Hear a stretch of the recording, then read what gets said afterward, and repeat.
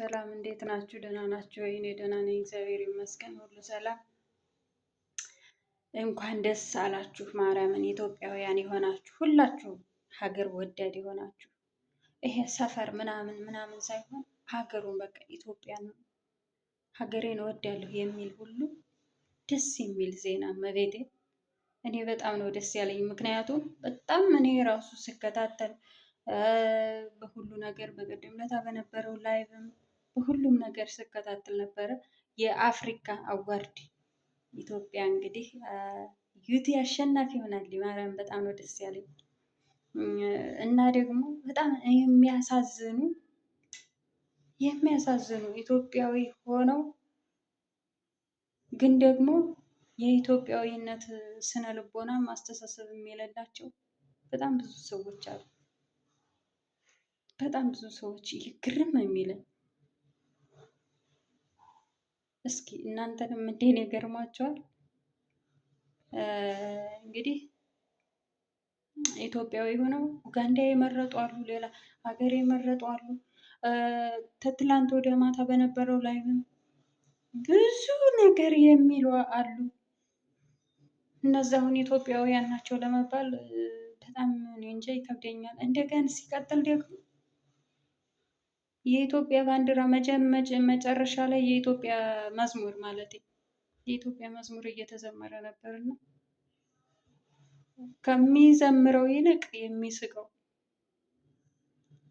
አይታችኋል። እየተዘዋወረ እንግዲህ ቲክቶክ ላይ እያያችሁት ነበር። እየተዘዋወረ አብዛኛው እየሳቀ ማለት ነው። ሰው እንዴት በሀገሩ መዝሙር ሊስቅ ይችላል? በፈጣሪ ስም እስኪ ንገሩኝ። እንኳን አይደለም ከሀገር ውጭ ሁናችሁ ቀርቶ ሀገራችሁ ውስጥ እንዴ የሚሄድ መኪና ቆሞ እኮ ነው አይደለም እንዴ መዝሙር ሲዘመር። ግን በጣም ብዙ የሚስቁ ነበሩ። የሚያሳዝን ነገር በጣም ብዙ።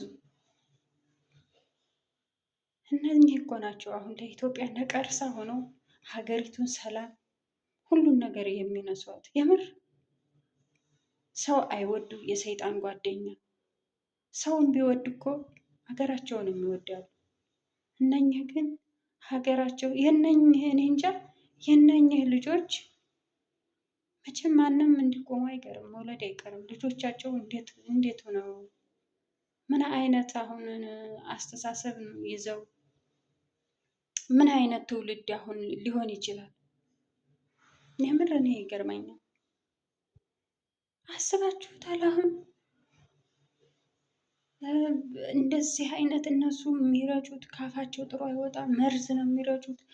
የእነሱ ሰፈር ብቻ ነው።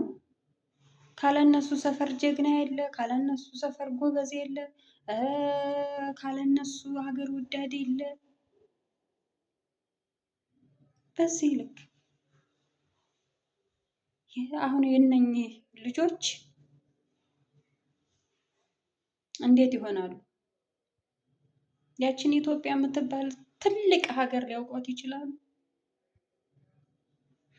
ምን አይነት ትውልድ እየወጣ እንደሆነ እኔ ወይኔ ወይኔ ወይኔ። ይሄ ብሔር ሰፈር የመጣ እኮ የኢህአዴግ መንግስት መጥቶ ሁላችሁም የምናውቀው እኮ ነው።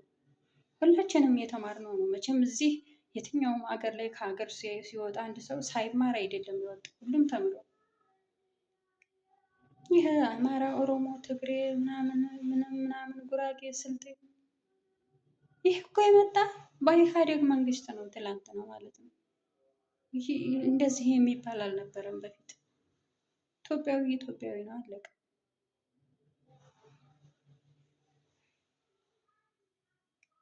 እና ይህችን የምታህል ዓለም ሳይቀር ማለት ነው አሁን እዚህ ጋር አረቦች ራሱ እንዴት እንደሚፈሩን ሁላችንም እናውቃለን። እኛ ዝም ካላልን በስተቀር ኮስተር ስንል እንዴት እንደሚፈሩ ሁላችሁም ታውቃላችሁ። ኢትዮጵያዊ እኮ ናቸው ምናምን፣ ለሁሉም ነገር ኢትዮጵያዊ እኮ ናቸው ምናምን ነገር ተብለን በሀገራችን ተከብረን ተከባብረን ነው የምንኖረው። ምናልባት በድህነታችን ብዙ ነገር ሊያወሩ ይችላሉ። ምግብ በልተን የምናውቅ ምናምን ነገር፣ ምግብ ቸግሮን የመጣን ምናምን ነገር ሊመስላቸው ይችላል። የጀግና ሀገር እንደሆነ ግን በደንብ ጠንቅቀው ያውቃሉ። በቅኝ ግዛት ያልተገዛን ሀገር እንደሆነ በደንብ ያውቃሉ። ይሄ ሆኖ ሳለ ግን ብላ አመጣ ወልድ ያሳደገቻቸው ልጆቿ ግን ኢትዮጵያ ብዙ መርዝ የሚረጩ ጥሩ ምግብ እየበሉ ልባቸው ግን አንድም ቀን ጥሩ ነገር የማያወጣ በጣም በርካቶች ተፈልፍለዋል። በጣም ብዙ ተፈልፍለዋል። የእውነት ማለት ተንኮለኛ ሰው ይኖራል፣ ክፉ ሰው ይኖራል። ግን በሀገሩ ጉዳይ እንዴት እስኪ ያስቡ። ኢትዮጵያ ተቀምጣ አሁን ኡጋንዳ የሚመርጡ አሉ። ሌላ ሌላ ስንት ሀገራት እንደሆነ አላውቅም። እነዛን ሀገሮች የሚመርጡ ኢትዮጵያዊ ነበረ። ያሳዝናል፣ በጣም ያሳዝናል የምር። እና እናንተ አሳዝናችሁኛል። እኔ ደግሞ የሆነ ቦታ ላይ የሆነ ሜሴጅ ጻፍኩኝ። እንዴት በሀገራችሁ መዝሙር ላይ ትስቃላችሁ ብዬ ማለት ነው። ውሏቸውን ትላንትና ሲሰድቡኝ ዋሉ። ውሏቸውን በውስጥ እየመጡ ሲሰድቡኝ እኔም መልስ አልሰጠኋቸውም። ምክንያቱም ባለጌ ነው የሚሳደቡ አይደል። እኔ ደግሞ ጨዋ ወልዶ ያሳደገኝ ልጅ ነኝ። ተንቆንጥጬ ተጋጥቼ ከማንም ጋር አፌን ሳልከፈት ነው ያደግኩት።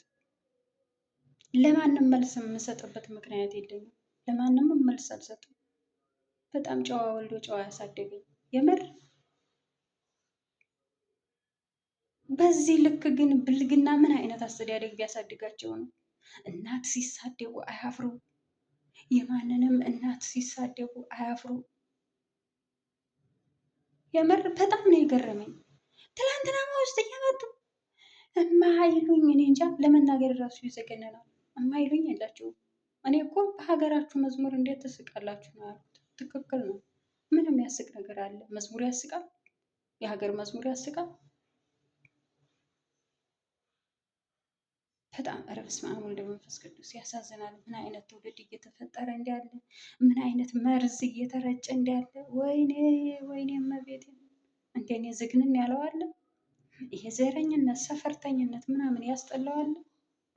ፈጣሪ ስም እና ሁላችሁንም እንኳን ደስ አላችሁ ውድ ኢትዮጵያውያን። ይህንን ዩቱብ የምትከታተሉ በሙሉ እንኳን ደስ አላችሁ። አዲስ የሆናችሁ ደግሞ ላይክ፣ ሸር፣ ሰብስክራይብ በማድረግ ቤተሰብ ሁኑ። ላለሁኝ አመሰግናለሁ። ወዳችኋለሁ።